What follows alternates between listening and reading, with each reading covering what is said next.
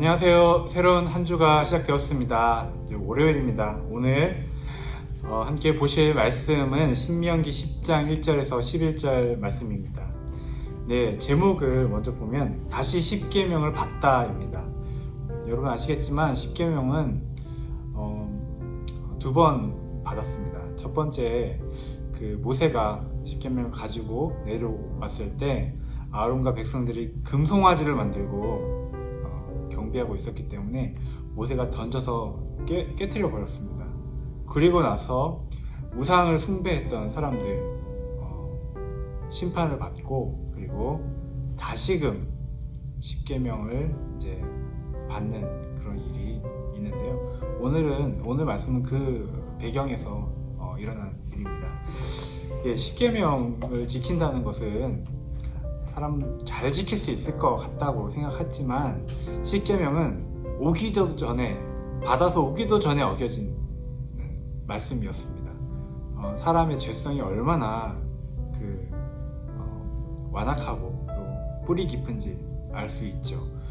그렇다면 모세가 십계명을 깨트렸을 때 심정은 어떠했을까요? 하나님의 말씀을 가지고 내려오는데 아직 받기도 전에 우상 숭배를 하고 있는 백성들을 보면서 그걸 깨트려 버리는 모세의 심정은, 너희들은 이런 말씀 받을 자격도 없다, 이러한 심정이 아니었을까 생각합니다.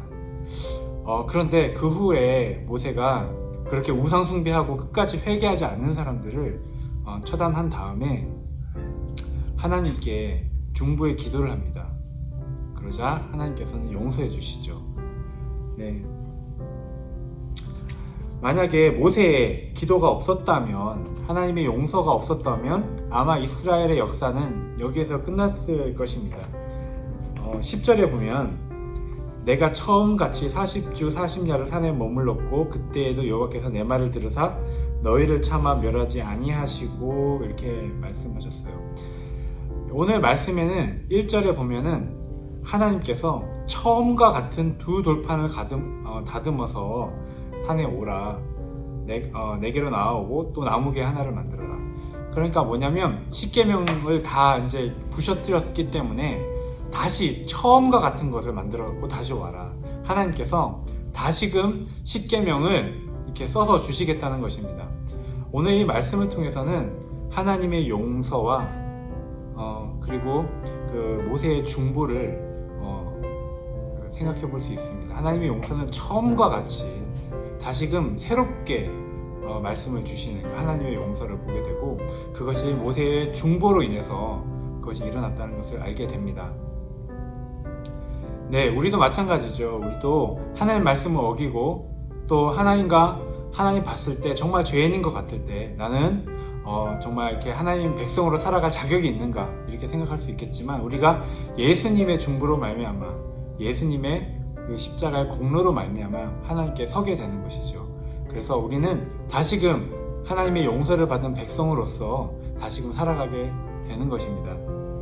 네, 이 사건을 통해서 그러면 용서받기 전과 용서받은 이유는 동일한가? 그렇지 않습니다.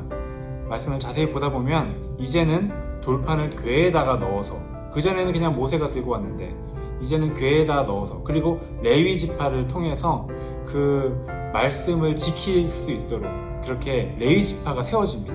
그래서 이제는 그 말씀을 계속해서 지키고 세우는 레위 지파를 통해서 백성들이 일상의 삶을 살아가다가 혹여나 거룩함이 무엇인지 잊어버릴 수도 있고, 혹여나 또 하나님이 어떤 분인지 하나님과 멀어질 수도 있기 때문에, 그것을 방지하기 위해서 레위 지파를 통해서 계속해서 하나님의 거룩하심을 생각하게 하고, 또 하나님의 말씀을 보존할 수 있도록 그렇게 하나님께서 또 새롭게 이렇게 하셨습니다. 우리도 마찬가지입니다. 일상생활을 살아가다 보면, 하루를 살아가다 보면 세상에 너무 중요한 일들, 급한 일들 빠져서 살아가다 보면 하나님 말씀이 얼마나 귀한지 잊어버릴 수가 있습니다. 그렇기 때문에 우리 날마다 우리 삶 가운데 정말 레위 지파와 같은 그런 거룩한 시간, 하나님의 거룩하심을 생각나게 하는 그런 교회 공동체의 도움이 필요한 것이죠.